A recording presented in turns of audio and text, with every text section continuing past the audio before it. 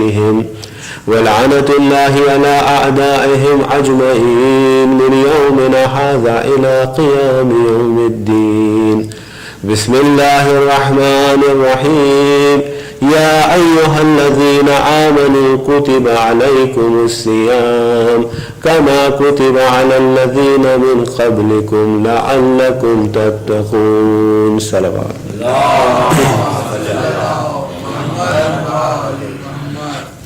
In the name of Allah, the most beneficent and most merciful, we thank Allah subhanahu wa ta'ala for the opportunity, for the tawfiq, for the blessings that Allah has granted us and honored us with Islam and honored us to be the guest of Allah subhanahu wa ta'ala in this blessed month of Holy Ramadan. We have been talking about the importance of fasting, the importance of Saum, how Saum can differ, how the attitude towards fasting should be focused or should be centered around the pleasure and the reza of Allah subhanahu wa ta'ala, and how our fast could benefit us, and how there are different types of fast that people lead. In the same direction, we want to share more narrations about the importance of fasting, because if we do not have the right attitude, if we are not set ourselves with the right attitude for fasting, then fasting would just become an adat, just become a regular thing that we do on regular basis without even thinking about it.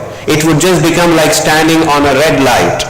We don't process too much while we are driving whether I should stand on the red light or not. Why? Because it has become a habit for us. When we see a red light, whether it's the middle of the night or not, if you are in United States, you are going to stop at that red light.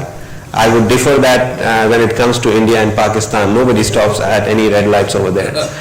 But here we do it. It has become a habit for us.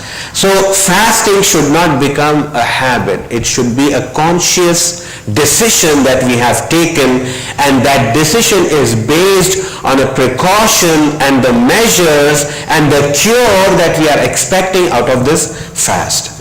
And if you are doing that, then truly this fasting would become a shield. Like I was sharing the hadith of the Holy Prophet, that it will become a shield for us from the fire of hell. Now what the effects of the fasting should be, how should it affect you? In the light of ahadith of Masumin, fasting should be something that when we fast, it should enable us to kill the tree of our desires. We have desires and it grows like a tree, and it grows in branches and it keeps spreading. Fasting should be a means of killing the trees of our desires. It should cause clarity and serenity in our hearts. It should give us a sense of clarity for the purpose which we are living. Fasting should become a means of giving that sakina, that serenity, that itminan for our soul. Fasting should become, the effect of fasting should be such that it should become a refinement, a means of refinement of our soul. It should cause us to refine, it should cause us to become better human beings, not more irritable human beings for the whole month. Because if that is what is the outcome of fast, then we have totally lost the spirit of fasting. Like I was mentioning yesterday also, that fasting should not make us more impatient. We should become more patient at the end of fasting. Then fasting should cause us to be thankful upon receiving the blessings of Allah subhanahu wa ta'ala. When we receive the blessings of Allah at the end of the day, we should get the spirit of thanking Allah, doing the shukr of Allah subhanahu wa ta'ala. Not that, oh my gosh, I am done with this. I had 18 hours of fast, now I am done. I am going to eat to the fill and then just lie down. That's it. This is not the spirit of fasting. Fasting should motivate us to thank Allah more. meaning that getting onto the musalla, getting onto the tasbih and remembering Allah subhanahu wa ta'ala. Fasting should become the cause, or the effect of fasting should be such upon us that we become more charitable and more kind. We should, once at the end of the day when we are finished with fasting, it should make us more benevolent, more charitable. We give in the way of Allah. We recognize and we realize that what Allah has given us, and then we become a means through which Allah is providing others. You look right now in Muslim world, my dear brothers and sisters, how much poverty, how much of have-nots are spreading all over the Muslim world. Not only just the Muslim world, even if we look at human beings in general, we find that there are certain sections or certain parts of the world which have all the resources, whereas other parts of the world are being deprived, or they have resources but they are being deprived because of the oppression and the chaos that is going through in that part of the world. So if Allah has given us, we need to think about those. We need to think about those who are deprived. We need to think about those who are less fortunate than us and share what Allah has given us. Fasting should increase us in supplication. After the long day of fast, we should be supplicating to Allah subhanahu wa ta'ala. Not that, okay, I had such a long fast, now I'm going to sleep, or now I'm going to watch TV and I'm going to watch movie, and that should not be the spirit. The spirit of a true fast should be that we engage ourselves in supplication for Allah subhanahu wa ta'ala. Fasting should increase us in humility, tawazu. The effect of fasting upon us should be such that we become humble. We don't become proud.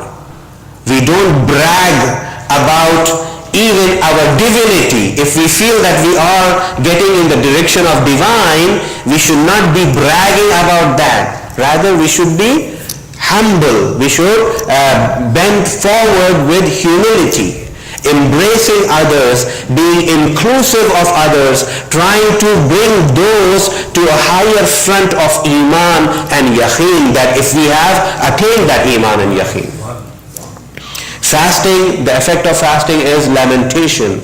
We should be engaged in buka, knowing our own state and recognizing that how thirst and hunger would deprive us on that day, and if we would be standing in longer lines to give our account and become more humble with the means of lamentation. Buka is silah. It is a weapon of a believer. So we should not shy away from crying. We should not shy away in front of Allah from crying.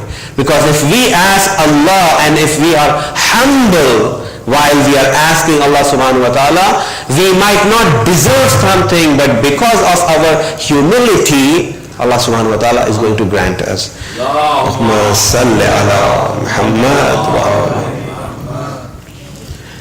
Another narration from our Imams, in which the Imam says, Dawa'un nafsi as-sawm anil hawa. The cure or the remedy or the medicine for our soul is the fasting or deprivation to our desires. Our desires should not be nurtured. Our desires should not be fulfilled. While we live in a capitalistic society, it promotes fulfilling desires. It promotes the idea that whatever you want, you should have it, and you deserve it, and you should earn it, you should gain it, you should invest all your life just trying to get it. But at the end of the day, there is nothing left. This world is perishable and we will have to move. I mean, the most or one of the wealthiest person, all of us recognize the Apple iPad now or iPhone. The person who got all those technologies, enabled all those technologies, like Steve Jobs, when he passed away, I think he had $8.5 billion. Could not help him. He had to go. When his time came, he had to leave. He had made a yacht which he paid, I think, $400 million, which he never saw it because it completed recently. And they are seizing the yacht because his family is not willing to pay some of the extra amount that is needed. So the wealth that was all collected had to stay here, and we have to move on. Nobody is going to keep what they earn in the life of this world. We have to take zadera. We have to take the provisions of the journey, which is going to be an eternal journey. And that provisions, if we acquire those provisions in the life of this world, our wealth could be a means to acquiring that provisions. Our charity would become a means of acquiring that provisions. But we have to do it right here in the life of this world. A person, a rich man, after he passes away, his children give away a lot of dates in charity. And the Prophet of Allah is told about it, that this person's children, sons, he had said to his sons, when I die, give all these inventory of dates that we have as charity. So we have given all in his name after he passed away. And the Prophet of Allah looks, and there is a rotten date right there. He picks it up and he says, I wished he had given this while he was alive. When we are alive, when it means something, when we have worth for it, when we value it, that is the time we have to give charity. Not when it is not of any use to us. When it is of no use to us if we give, that is not going to stand in front of charity that you are going to give while it meant something to you. Allah subhanahu wa ta'ala says in Holy Quran that give from what you love. Not give from what you don't want, which is sitting in our garage for 2 years. We need to get rid of it and we just give it. That is one way of giving, but that is not the true charity. True charity comes from our heart for things that we have, but out of love for Allah subhanahu wa ta'ala, we are giving it in the name of Allah. Please say salawat.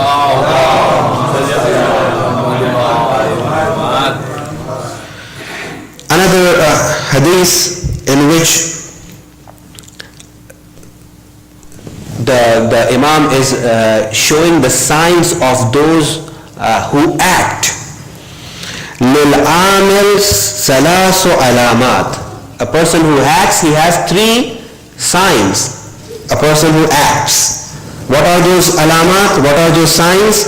وَالزَّكَاةِ وَالصَّوْمِ وَالصَّلَاةِ. A person who acts possesses 3 signs. First is salat, the second is zakat, and the third one is saum. These are the signs of a person who acts, meaning a person who acts virtuously. If virtue is not the motive, if the pleasure of Allah is not the motive, then our actions would be thrown upon our faces. Allah is not going to accept it if we have not done it for the sake of Allah. Sometimes we have this debate, there are so many people, why do we need religion in the first place if all of us can be good human beings, treating each other humanely, not oppressing anybody's right, then we should be fine. This argument does not stand in front of Quran. Every action that we commit has to be with the commitment for the pleasure of Allah subhanahu wa ta'ala. If we have done it for Allahumma salli ala Muhammad wa alihi, and if we are doing it for the pleasure of Allah subhanahu wa ta'ala, then Allah is going to reward us. Now there is this whole debate. See, there are so many people who are doing so many great things. Certain scientist, he did a great job. He created a vaccine. He created a cure for a disease or for something that was incurable. Do you think he is going to not be rewarded with heaven? A lot of secular people ask this, and it's a good thing this question comes up, but the answer that the ulama give is very interesting. They say that Allah gives us what we want from Allah. When we do something, what was the motivation behind doing it? If our motivation was the reward of Allah subhanahu wa ta'ala, then Allah is going to reward even them if their motivation was for the sake of Allah subhanahu wa ta'ala. But if their motivation was, okay, I'm going to invent this drug and go public on New York Stock Exchange and become a billionaire, then Allah would make them billionaires, but there is no reward in the hereafter. In the hereafter, he is empty-handed, nothing in his hands. Why? Because that was not he was wanting. He wanted to become rich by inventing this drug. He wanted to get a Nobel Prize. Allah would give him a Nobel Prize in the life of this world. But in hereafter, there is no reward. There is only reward for those who have worked for the pleasure of Allah subhanahu wa ta'ala. Please say salawat.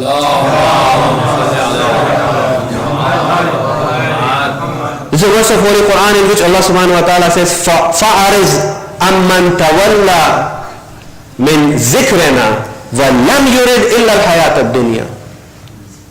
O Prophet, make sure that you abstain, you avoid from those who avoid us or our remembrance, who do not like our remembrance. And lam yurid, and they do not want anything illa al-hayat ad-dunya, except for the life of this world. So if somebody only wants the life of this world, then Allah subhanahu wa ta'ala would only give them the life of this world. If we want to attain akhirah, we have to work for it, and then Allah subhanahu wa ta'ala grants us that. Please say salawat.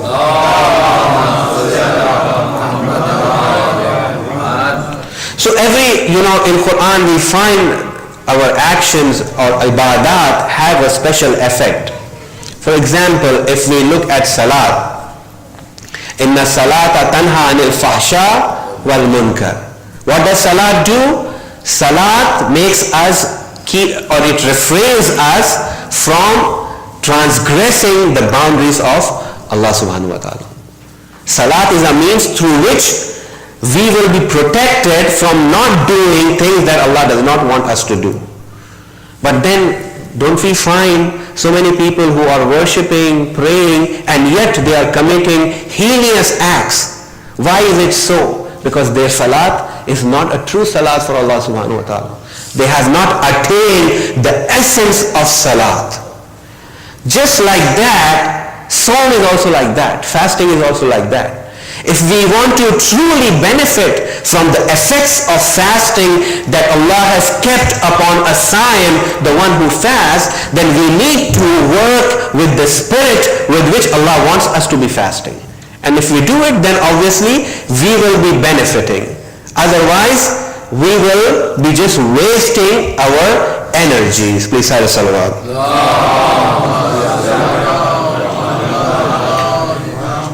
Our sixth Imam Sadiq alayhi salam says, وَلَا يَكُنْ يَوْمُ صَوْمِكَ كَيَوْمُ فِطْرِكَ. Don't make your day of fasting just like the day when you are not fasting. There should be huge difference. Meaning that you should be working, and you should be working towards attaining the khurb of Allah subhanahu wa ta'ala, which is attained through this. The Imam says, certainly fast is not just abstention from food and drink. Indeed, there are conditions for fasting that are to be fulfilled to complete your fast. They are, and the Imam starts naming them. I have written about 40 of them. It's more than it's a list of about 60. The first one is as-samt, silence. In the state of fasting, another thing that you need to observe is that you fast with your speech also. You don't unnecessarily speak. You don't keep talking without thinking. Samt is very, very important. controlling your desire to unnecessarily engage in conversation is not encouraged in Islam. When you speak, your words should matter to the person who is listening to you. He should not just write off thinking, oh, this guy keeps telling us all the time, he just keeps mumbling and saying whatever comes to his mind. No. When a mu'min, when a believer speaks, it should carry weight. It should have an effect that when the person hears, he takes on it seriously. Then the Imam says, غُزُّوا أَبْصَارَكُمْ, cast your eyes down from seeing haram. Cast your eyes down. While you are in the state of fast, make sure that you take special precaution of ensuring that you are not seeing any haram. وَلَا تَنَازَعُوا, do not dispute. While you are in the state of fast, don't say I am in a bad mood because I am fasting and I am hungry, so just you go off and engage yourself in fights. Do not do that. وَلَا تَحَاسَدُوا, do not be jealous. Jealousy in itself is a very, very dangerous and incurable disease if it is not taken control of. It destroys generations, not just people. It can destroy generations. Then the Imam says, وَلَا تَغْتَابُوا, do not backbite. While you are in the state of fast, your fasting should not just be of hunger and thirst, but you are observing all this. Do not backbite. Then وَلَا تَمَارَوْا, do not conduct unnecessary debate, unnecessary conversations while you are in the state of fast. وَلَا تَكْذِبُوا, do not lie. You are fasting and then you are lying on the same side. It is very, very unfortunate. Sometimes, and if you lie, actually it's a hukm of fiqh also. If you are lying by, say, swearing upon Allah or Masumin, your fast becomes void. Your fast is already gone. If you associate a lie towards Masumin or to Allah or to the Prophet while you are in the state of fast, your fast becomes void. We cannot associate a lie we are in the state of fast. وَلَا تُبَاشِرُوا, do not engage in fulfilling your lust. وَلَا تُخَالِفُوا, do not contradict. Do not contradict while you are in the state of fast. You say one thing and then you contradict right away. These are the things that we need to do in our regular life, but we want to ensure that we discipline ourselves during the month of Ramadan so that this discipline would cause us not to do these things while we are not even fasting after the holy month of Ramadan. And then, وَلَا تُغَاظِبُوا, do not be furious or angry. وَلَا تُسَابُّوا, do not curse. While you are in the state of fast, do not use foul language. And do not do name callings. Do not insult other people. Do not be disrespectful of others while you are in the state of fast. وَلَا تُجَادِلُوا, do not plead vindictively, do not have a furious debate while you are in the state of fast. وَلَا تُبَادُوا, do not harm or be discourteous to each other. Do not wrong each other. Do not be harsh to each other. These are all the ingredients of a good fast. If we are truly fasting, then it will have an effect. Like I said about salat. I said that Quran is saying that salat can keep us away from fahsha and munkar, from transgression. However, we do not find people who are praying to have those qualities. Why? Because they have not truly attained or sought the essence of salat. Likewise, we need to seek the essence of Sawm. And if we are doing it, and if we follow through the prescription prescribed by our imams, obviously we are going to be successful. Otherwise, our fast would only become a means of hunger and thirst for us. it is necessary for you to observe do not be heedless. وَلَا تَغْفُلُوا عَنْ ذِكْرِ اللَّهِ وَعَنِ الصَّلَاةِ. Do not be heedless from the remembrance of Allah and from salat. Heedlessness can cause disasters. We think if we are heedless, if we are ignorant, we can get away from it. We might have an uzr. In fiqh we study, being ignorant does not give you permission or does not give you an excuse. If I don't know how to pray salat correctly, if I do not know how to observe my wajibat correctly, although I have an engineering degree, I have a master's degree, I have so many things, I have finished my high school, then on the day of judgment you cannot say I don't know. That excuse is not going to be acceptable. Allah would say, when you could do engineering, math, science, everything, how come you could not learn how to pray 5 times a day? You do not know how to join the salat. You do not know how to come out of the shakkiyat. If you get into a doubt, if you cannot get yourself out from that doubt, you were supposed to know, and we would have to pay on that day. So it is responsibility of the parents that how much passion they have to ensure their children are taught with secular sciences. That is the same passion we need to take our children to Sunday schools, bring them in places where they can learn ahkam and learn fiqh and understand the principles of their deen and understand the hikmah behind those principles, so that they would become passionate Muslims whose heart only beats with the love of Islam. If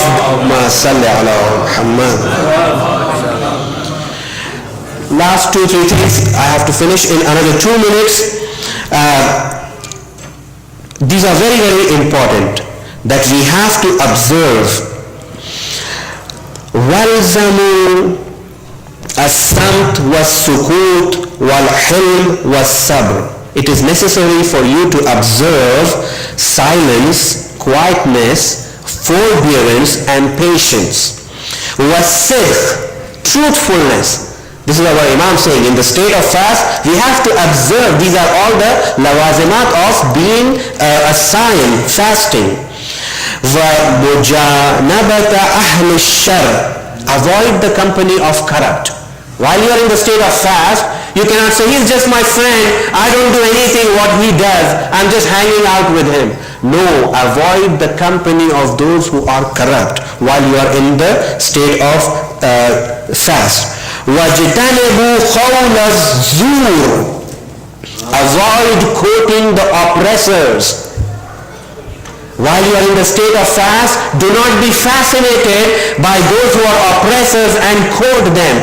Do not quote them. Do not encourage their word in the society. Do not be an engine or a means for them so that their word gets passed around through you while you are in the state of fast. You even have to be that cautious. The people of oppressors, or kids, or the liars, or the people with falsehood and the people with rivalry. Avoid being presumptuous of sin from others. Avoid backbiting and gossip. So, my dear brothers and sisters, if we truly fast with ensuring that we have all these ingredients inherent in us, watching our soul, making sure that our soul is under control, we have the reins of our nafs in our hands, and ensuring that none of these traits infiltrate while we are in the state of fast, then we have truly lived up to the spirit of fasting, and Allah has promised those who have truly lived up to the spirit of fasting that at the end of fasting, He says, لَعَلَّكُمْ تَتَّقُونَ, you will be guaranteed that you are going to become God-fearing, a person who is God-conscious and God-fearing for the sake of Allah subhanahu wa ta'ala.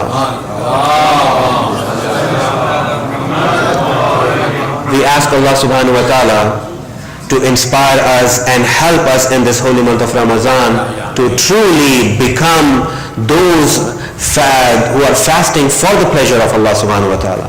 We ask you, Allah, to inspire us with the words of the Masumeen so that we can truly live up to the expectations of our A'immah in this holy month of Ramadan to attain the benefit of fasting.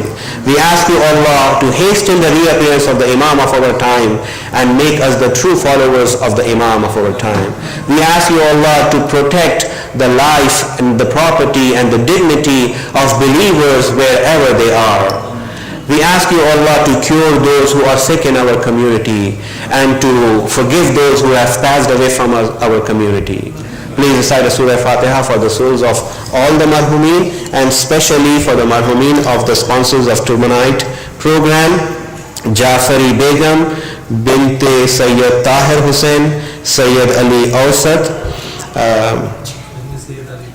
Binte Sayyid Ali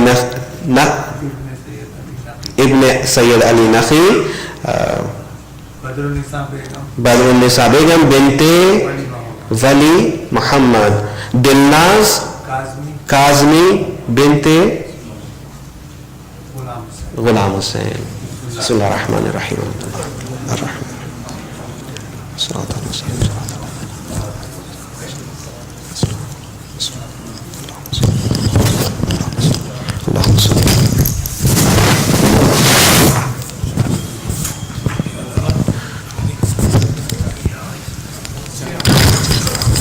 You can please make wuzu and then we'll get ready for the namaz, salat inshallah. Sheikh, will you do that?